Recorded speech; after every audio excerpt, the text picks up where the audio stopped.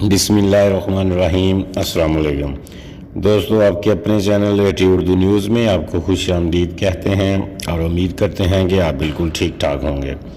दोस्तों, आज की वीडियो बहुत ख़ास है जो कि हर भाई को लाजमी देखनी चाहिए और इस पर लाजमी अमल करना पड़ेगा, नहीं तो आपको बहुत ज़्यादा मुश्किल हो सकती है।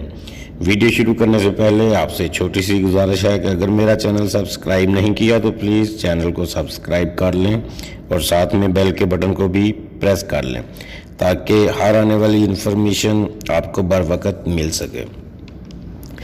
दोस्तों, सऊदी गवर्नमेंट ने ऐलान किया है कि अगर कोई गैर मुल्की घर से निकलते वक्त मास्क नहीं पहनेगा और सोशल डिस्टेंस का ख्याल नहीं रखेगा तो उसको पहली दफ़ा में 1000 रियाल जुर्माना होगा, और अगर वो दोबारा वही गलती करेगा यानी मास्क वगैरह नहीं पहनेगा तो उसको सऊदी अरब से खरूज नहाई पे निकाल दिया जाएगा, यानी वो दोबारा कभी ज़िंदगी में सऊदी अरब में नहीं आ सकेगा।